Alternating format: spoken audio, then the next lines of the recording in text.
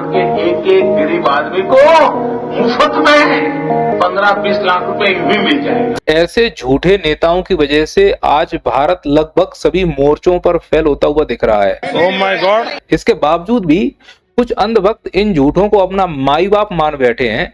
ऐसे अंधभक्तों का आज इस वीडियो में मैं बेल्ट ट्रीटमेंट करने वाला हूँ। अभी मजा आएगा ना भिड़ो। सबसे पहले इन झूठों के मुखिया के बारे में आपको बताना चाहता हूँ। ठीक है कि इनकी एक ही पद्धति है, लोगों का पहले भरोसा जीतो, वोट ले लो, उसके बाद उनका भरोसा तोड़ दो। इन्हें भरोसा है भूलो और राजनीति करो वाले सिद्धांत पर। इन्हें मालूम है जनता के साथ कितना भी अत्याचार कर दो, जनता कुछ दिन में भूल जाएगी और फिर वैसा ही अत्याचार दोहरा दो, जनता फिर इनका साथ दे देगी, क्योंकि जनता तो अंधभक्त हो चुकी है। वो अंधभक्त तो इन्हें अपना माई बाप मान के बैठे हुए हैं। मैं आंखें खोलने के लिए वीडियो बना रहा हूं, अगर समझ में आए तो समझो। हमारी योजना ऐसी नहीं होती। आपको लगता होगा कि लास्ट मोमेंट ऐसा कर दिया, लास्ट मोमेंट ऐसा कर दिया, ऐसा नहीं होता है जी। और देखो कैसे झांसा राम ने देशभक्ति के नाम पर दिन दहाड़े हमें झांसा दिया था और ये कहा था 500 रुपए और 1000 रुपए के करेंसी नोट लीगल टेंडर नहीं रहेंगे। नोटबंदी कर दी महामानव ने, वो भी हड़बड़ी में। क्यों की गई थी नोटबंदी पता है? उत्तर प्रदेश का चुनाव जीतना था, ये रियलिटी थी।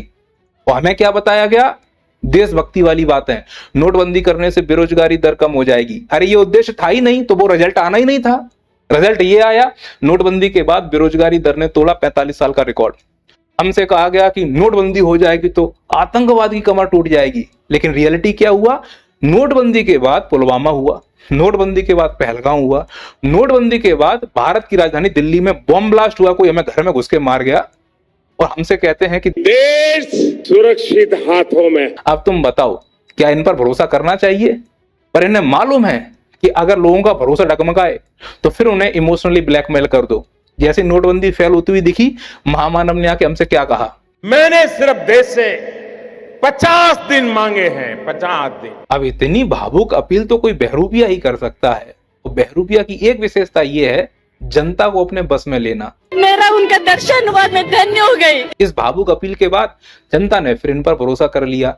अब उसी जनता से मैं पूछ रहा हूं, उस 50 दिन के बाद क्या नरेंद्र मोदी ने दोबारा नोटबंदी पे कोई चर्चा की है? किसी रैली में चर्चा की हो, किसी रोड शो में चर्चा की हो? प्रेस कॉन्फ्रेंस तो ये करते ही नहीं है। कभी मन की बात में चर्चा की हो? क्यों? अपना काम बनता, भाड़ में जाए जनता। भाई का काम बन गया। नोटबंदी का एक ही काम था, उत्तर प्रदेश का चुनाव जीतना, सो जीत गए। अब जनता जो भुगत रही है भुगते, उनके बच्चे बेरोजगार हो रहे हैं, हो जाए, इकोनॉमी गिर रही है, गिर जाए, बच्चियों की शादियां टूट रही हैं, टूट जाए। भाई का काम नहीं बिगड़ना चाहिए। भाई अपने लक्ष्य पे फिर निकल गया। उसे मालूम है भारत की जनता भूलती है, भूलो और राजनीति करो। कुछ समय के बाद कोरोना आ गया, भाई ने यही काम फिर कोरोना में किया। भावनाओं से खेलना बीजेपी की खानदानी आदत है। न जाने क्या ये लोग देश को क्या प्रेरणा देते। ऐसी अंधश्रद्धा में जीने वाले लोग आप ही तो हैं इनक्रेडिबल इंडिया, और क्या है। और बात अगर बीजेपी के शौक की जाए तो बीजेपी और बीजेपी वालों का एक ही शौक है, हर हालत में चुनाव जीतना। साम दाम दंड भेद, देश की स्थिति कुछ भी हो, बीजेपी वालों का एक ही फोकस होता है, चुनाव। कोरोना याद है? पूरी दुनिया कोरोना से लड़ने की तैयारी कर रही थी। उस समय भारत का फोकस कहां था? चुनाव लड़ने में। क्यों? बीजेपी वाले हैं ना, देश जाए फाड़ में, पूरा फोकस करो चुनाव पर। और भाई का तो विशेष फोकस कैमरा पर भी रहता है। जब देश मास्क लगा रहा था तब भाई बिना मास्क के फोटो खिंचा रहा था। अमर है ना। और जब जरूरत होती दिखावे की तो मास्क भी लगा लेते हैं। जैसे ही चुनाव खत्म, अचानक से याद आया, भैया देश में कोरोना हो गया है, बंद कर दो देश। अबे देश चला रहे थे यार, रासलीला का मंच, जब मर्जी तब बंद कर दिया। तैयारी थी नहीं, पूरा फोकस चुनाव पर था। फिर जनता मरती है तो मरने दो, सो मरी।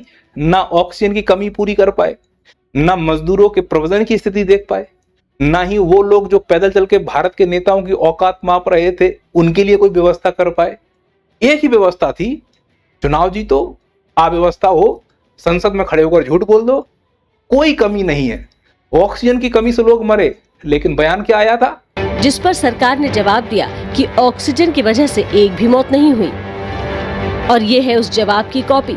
अब न्यूज सुनकर तुम्हारे पास दो ही रास्ते बचते हैं। अगर अंधभक्त हो तो न्यूज पर भरोसा करो और सरकार जो अगला कांड करने वाली है उसका तुम शिकार हो जाओ।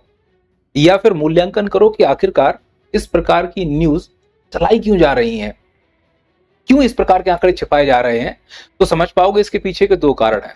पहला ये, सरकार सीधे बेशर्मों की तरह आकर आंकड़े छिपाती है। वो आंकड़े इसीलिए छिपाती जिससे तुम्हारा इतिहास दब जाए।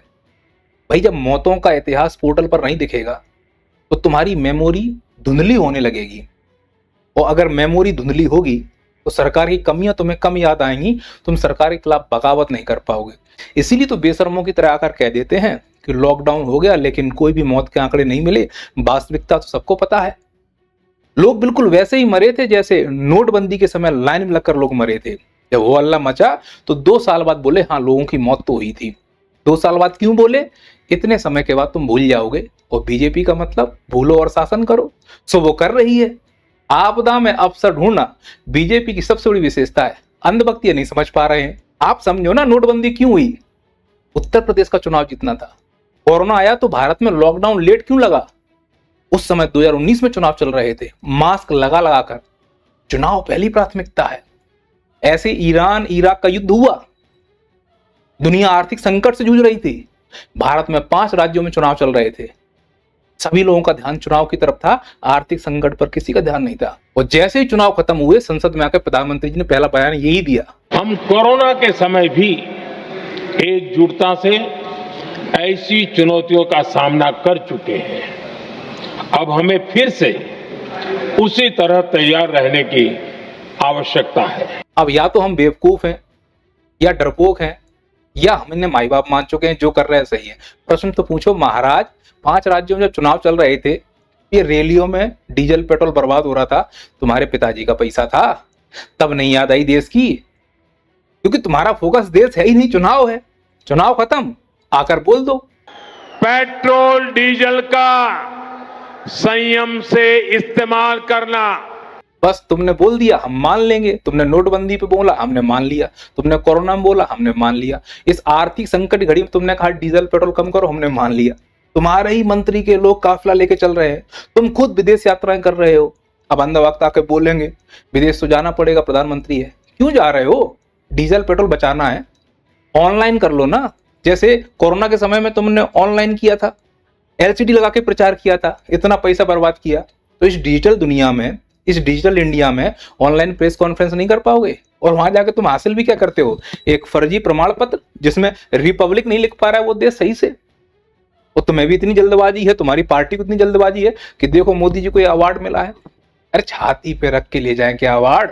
ये बात इसलिए बोल रहा हूं क्योंकि अब बीजेपी पर लोगों को उतना भरोसा रहा नहीं है। पतन शुरू हो चुका है बीजेपी का। जो अंधभक्त भी हैं उन्हें भी समझ में आ रहा है कि बीजेपी हमें धोखा दे रही है। ठीक है, तुमने विकास नहीं करना है, मत करो। अंधभक्त तो तुम्हारा साथ इसलिए दे रहे थे कि तुम हिंदू राष्ट्र बनाओगे, वो भी नहीं हो पा रहा है तुमसे। तुम गौ को राष्ट्र माता बनाओगे, वो भी नहीं हो पा रहा है तुमसे। लौटकर तुम्हारे ही मंत्री कह रहे हैं कि गौ को काट के खा सकते हो, घर के अंदर खाओ। पश्चिम बंगाल वाला कह रहा है 14 साल की ऊपर हो जाए तब काट कर खाओ। योगी जी कह रहे हैं कि गौ को हम राष्ट्र माता नहीं बनाएंगे। हमने गाय को माता माना है, तो गाय तो हमारे लिए माता है, वो पशु नहीं। पशु तुम्हारी बुद्धि है। तो जब लोगों को लगा कि नहीं, तुम तो शुरू से लेके एंड तक सिर्फ और सिर्फ लोगों के साथ धोखा कर रहे हो, सिर्फ और सिर्फ झूठ बोल रहे हो। और झूठ तो इस कदर का बोलना होता है इन लोगों का कि मंच पे खड़े होकर झूठ बोल जाएंगे, जैसे पेपर लीक हुआ है कि नहीं हुआ है। There is no evidence of paper leak. Gas की कमी है या नहीं है? रसोई बनाने के गैस की दिक्कत नहीं है। ऑपरेशन सिंदूर में जवान शहीद हुए हैं कि नहीं हुए हैं? कोई क्षति हुई है? आपको प्रश्न पूछना है तो यह पूछिए कि इस ऑपरेशन में क्या हमारे जाबाज सैनिकों को कोई क्षति हुई है? तो उसका उत्तर है नहीं। अगर जवानों की क्षति नहीं हुई है तो फिर ये वीर शहीद 6 जवान कौन हैं जिन्होंने ऑपरेशन सिंदूर के दौरान भारत माता की रक्षा करते हुए अपनी जान कुर्बान कर दी? और सरकार ने इनको रिकॉग्नाइज भी किया है, गैलेंट्री मेडल भी दिए हैं। फिर भी संसद में खड़े होकर कह रहे हैं कि जवानों की कोई क्षति नहीं हुई है। ये कंफ्यूजन पूरी सोशल मीडिया पर चल रहा है, जरा समझिए। जो बयान अभी आपने राजनाथ सिंह का सुना है, एक्चुअली ये उस प्रश्न का हिस्सा है जो पूछा गया था कि क्या एयरफोर्स की जो स्ट्राइक हुई है उसमें किसी जवानों की कोई क्षति हुई है, तो उसका जवाब है नहीं। मैं ये कह सकता हूं कि संसद में खड़े होकर रक्षा मंत्री ने झूठ नहीं बोला है, वो किसी दूसरे सवाल का जवाब दे रहे थे। पर यहीं पर बात खत्म नहीं होती है।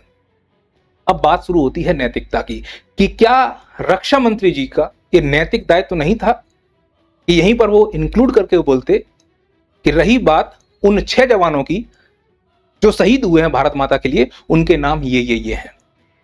क्या वो इतने सम्मान के हकदार नहीं थे कि केवल सब बातें राजनीति तक हैं, बातों को छुपाने तक हैं, जिससे जनता में वो बात ना पहुंचे, हमारा वोट बैंक खराब ना हो।